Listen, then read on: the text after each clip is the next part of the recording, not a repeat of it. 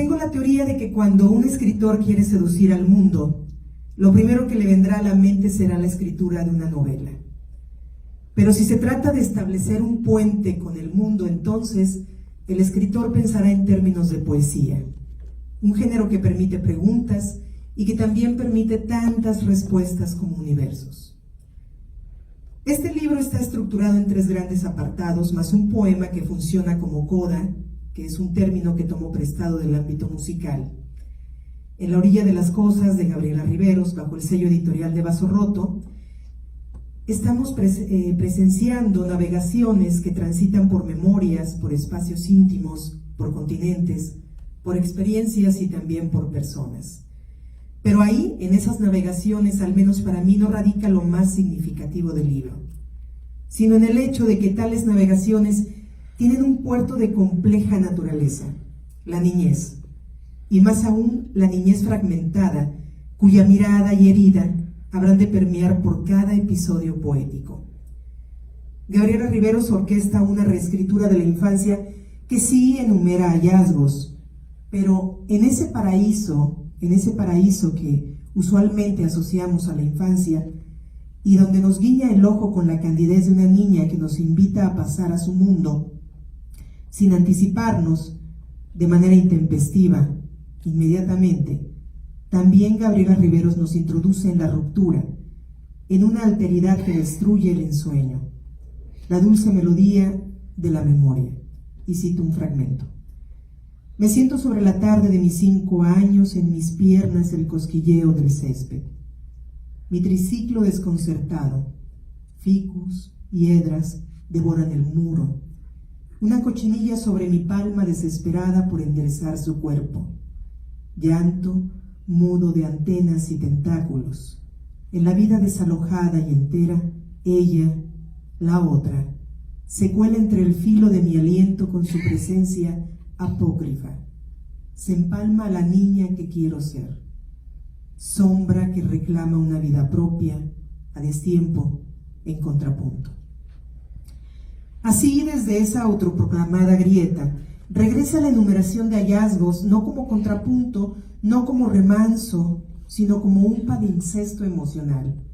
La escritura siempre será un oficio de mirarse al espejo, al menos como yo lo interpreto, pero resulta que este espejo, el de este libro, está fragmentado, y por el canto de sus filos anida el miedo, la infame sensación de sentirse en peligro.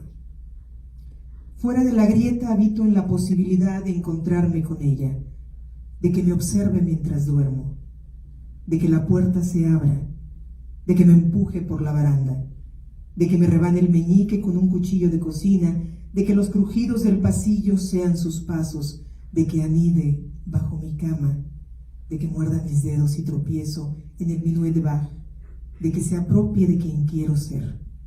Sentada sobre la tarde de mis 5 años, vislumbro el germen de esta doble vida, permanezco inmóvil ante lo desconocido, bajo la necesidad de huir de ella. Desde entonces, soy la sombra de ese impulso, una persistencia tenaz como la memoria, el firme reclamo de no haber reaccionado a tiempo. Desde la orilla de las cosas es un libro valiente, un libro que no se permite concesiones, que a pesar del miedo se enfrenta a las realidades que están ahí, las revela, aunque no haya belleza incólume, aséptica en ellas. Es así que nos ofrece, por ejemplo, la instantánea de la familia perfecta, que se derrumba nuevamente en el poema Niño Hermano, que tiene varias lecturas. Primero, se nos revela el distanciamiento con el hermano menor, con ese sucesor que roba la atención de los padres y que además fortifica su imperio desde la enfermedad, desde el accidente, para elegir de nueva cuenta la alteridad que se convierte en una barrera, que se convierte en un fuerte construido con música, que funciona a la perfección para declararle la guerra no al hermano, sino a los otros. Cito: una tarde violeta, encuentro compañía quizá en un andante cantabile, o en esa presencia oscura que me habita. Tengo 8 años, y los miro a todos tras el cristal, acorde disonante. La herida subyace en todos los textos. Es una herida que se acerca, pero no llega. Es una herida que va del suelo hasta las esquinas de la casa, que se calma, que se apacienta en los acordes del piano, como en el poema que da título al libro.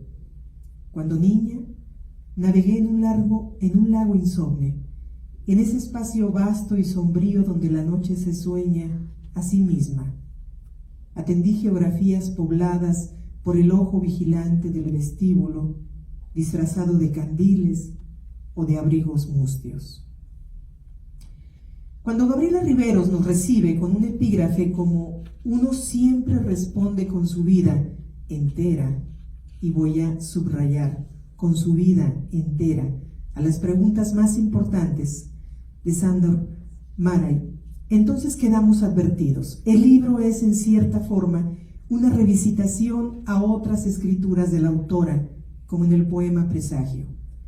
No escondas tu caracol, quiero ver tus dedos, no sigas a la burbuja del molino, se arrastra el ejército sonámbulo, prisionero, entre luces y murallas, tu infancia se destiñe, el césped, su laberinto. Tras el encino ciudades gimen a sus muertos, no vengas a esta tierra mía.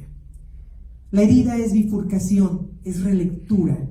La herida es entrar por uno de los fragmentos del trabajo de este libro, como una vez tuve 11.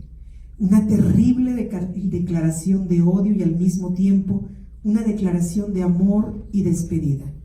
Una incisiva y para mí honesta manera de hablar de frente, reconociendo la traición, un dar la espalda que salva, que protege. Voy a citar el texto. Los años se me salieron de las manos. 10 dedos no eran suficientes para retener la vida. Los demonios de la infancia alargaron sus tentáculos de insomnio. La cicatriz de mi padre no era de bala. Mi hermano jamás se curaría. Ella no podría perdonarme. Mi tío tenía otra mujer. 2 hijos del silencio, del alcohol, de las ganas.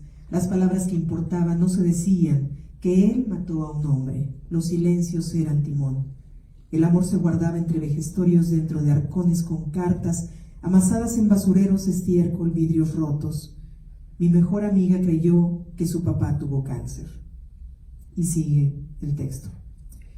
Hacia la segunda parte del libro, a los encuentros y desencuentros que son poema, a las lecturas y relecturas que se construyen sobre la conjetura, el acercamiento y el zoom out de los cuerpos, se asoma un erotismo velado, anclado en la cercanía de los cuerpos.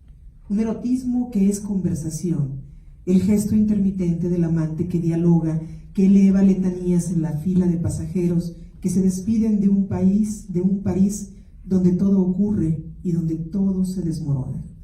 Escribo una carta, hurgo en el poder de la palabra, un papel con garabatos, la gota de tinta.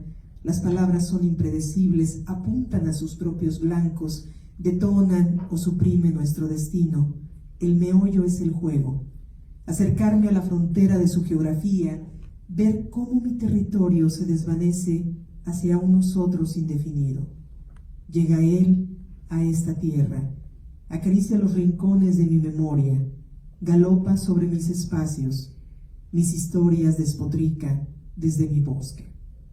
Pero la navegación continúa, traza rutas de pertenencia cultural desde la música, lo social y la literatura.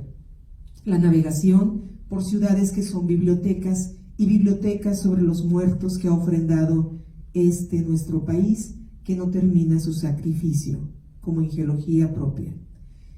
El poeta hurga desde su